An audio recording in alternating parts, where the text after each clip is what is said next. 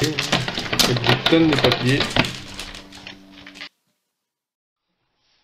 Salut tout le monde, donc c'est Pépito pour la review du Punchy. Je sais que vous avez beaucoup attendu cette vidéo et d'ailleurs je m'en excuse. J'ai pas trop eu le temps les derniers temps pour la faire. Mercredi j'ai voulu la faire, mais il y a eu le problème.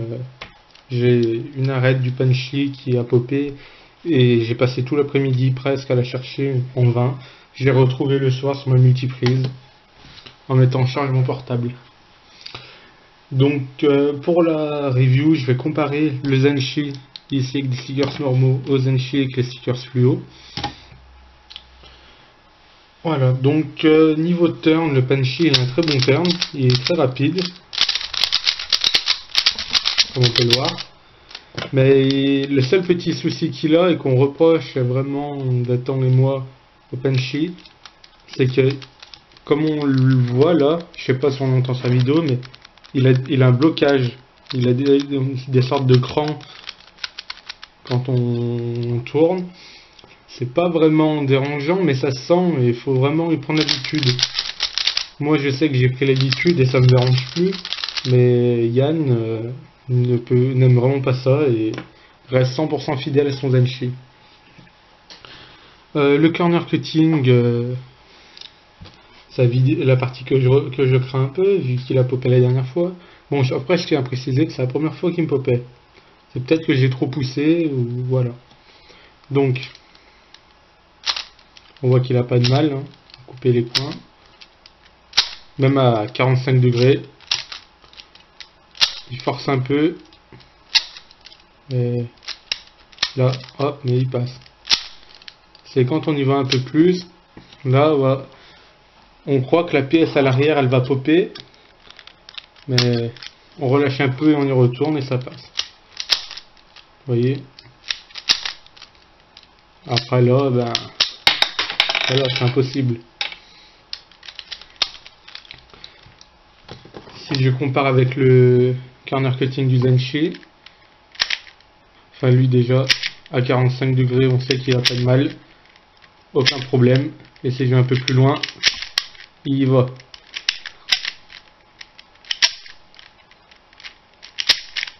Voilà. Donc, le corner cutting du Zenshi reste tout de même meilleur que celui du Punchy. Après, il est largement suffisant pour le speed cutting, quoi. Franchement, faut pas chipoter dessus. Sinon, voilà, c'est vraiment les bourrins qui ont besoin d'un grand corner cutting. Moi, je sais que, franchement, quand je fais l'exécution de mon cube, quand je résolve, quand je fais, j'ai pas de pop. C'était seulement pour la vidéo que j'ai eu un pop parce que voilà, comme j'ai eu tout à l'heure, c'était un cas extrême. Sinon, les pièces à l'intérieur, on peut voir qu'il y a une évolution par rapport au Zenshi, surtout au niveau du corps. Il est rikiki, sans abuser. Je vais vous montrer ça tout de suite.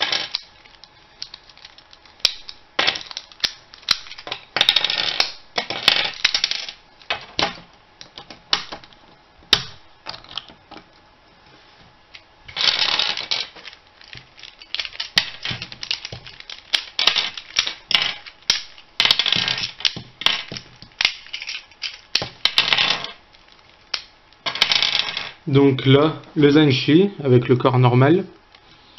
Et on peut voir que celui du Punchy est 3 fois plus petit presque.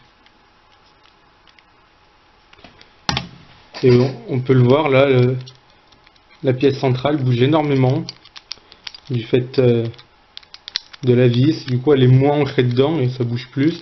Mais en fait, les formes de la pièce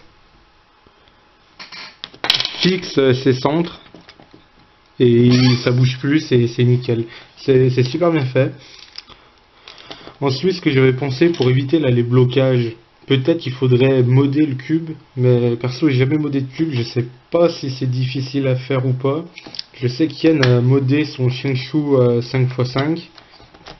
Faudrait voir à quel niveau ça se mode et voir ce que ça donne, mais je sais pas si Dathan envisage de le faire.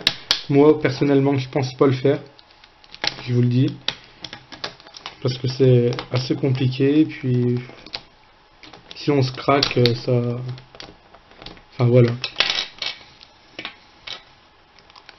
Donc là je vais...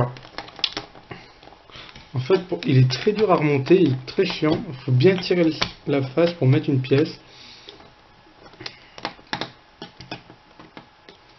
Il va aller là, peut-être. Donc là, je remonte juste quelques-unes. Donc au niveau de la forme, et j'arrive pas à avoir un bon autofocus.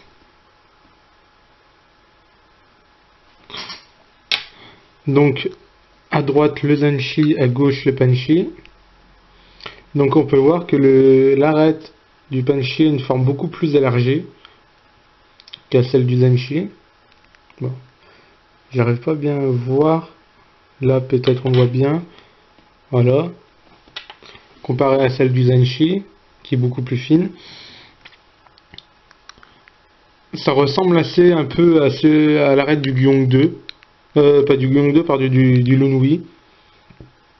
En étant un peu mélangé à celle du Zenshi, on voit des ressemblances quand même. Ensuite, les coins. Il y a toujours la même forme caractéristique ici qu'à celle du Zenshi. Mais là, on a rajouté un petit rebord. Je sais pas pourquoi ce que ça fait exactement, ça doit éviter les pops. Mais voilà. Il n'y a pas de grande différence entre les deux.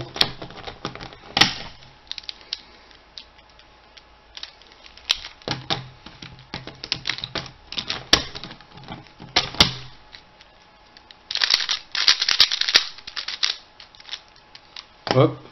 Et ici, voilà, donc le Zenshi tout de suite plus facile à remonter. Voilà, je remonte un peu n'importe comment pour aller plus vite.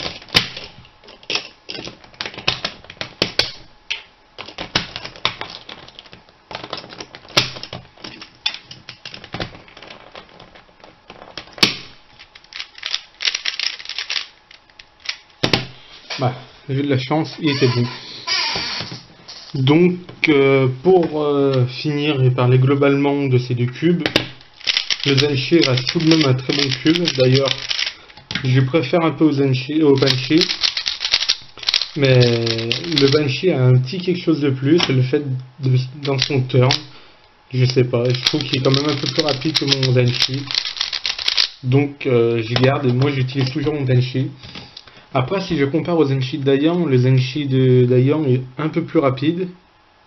De Datan, pardon, il est un peu plus rapide. Voilà, ça dépend, je sais pas, il a peut-être mieux lubrifié que moi. Moi, j'ai lubrifié avec du Maru. C'est un très bon lubrifiant. Et voilà, mon Zenshi me fait comme ça. Et voilà. C'est un cube assez bon dans l'ensemble. Donc là, j'ai pris sa boîte pour vous montrer. Je sais pas si c'est très utile, mais voilà. Et avant de finir, je voulais aussi vous montrer l'avancement de notre application CubeSTA. Donc voilà, je vais vous montrer ça.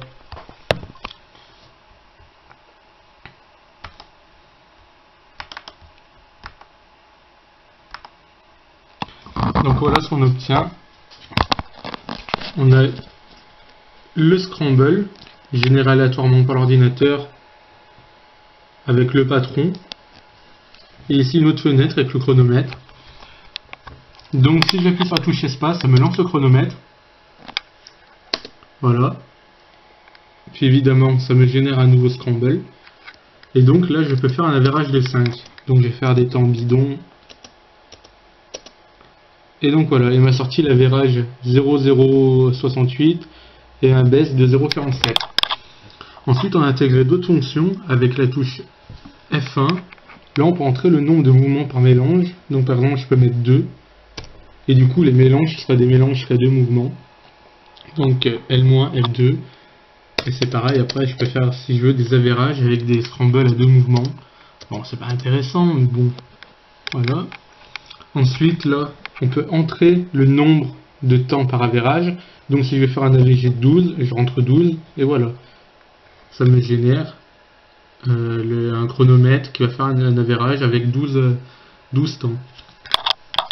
Ensuite, on a fait ça, mais bon, c'est vraiment, ouais, j'ai envie de dire accessoire, à mon avis, on s'en servira pas beaucoup. Mais avec la touche F12, on peut changer le mélange. Donc, infini, on s'en fout. Et voilà. Donc, actuellement, Yann et moi utilisons beaucoup cette application pour nous chronométrer. C'est la classe de nous dire que c'est nous quand même qui l'avons fait. Bien évidemment, beaucoup avec l'aide de Julien, c'est lui qui a déjà tout l'affichage, c'est lui qui l'a fait. Il a fait beaucoup de trucs dans ce programme, c'est même lui qui en a fait la majorité. Donc, bien évidemment, on remercie beaucoup. Et donc, avec la touche échappe, on peut fermer. Donc, j'espère que vous avez aimé ma vidéo. Donc, je vous invite à rejoindre le compte Twitter que j'ai créé suite à la demande de certains abonnés. Et donc, comme d'habitude, vous pouvez l'aimer et commenter si vous avez des questions ou quoi que ce soit. Donc voilà, merci.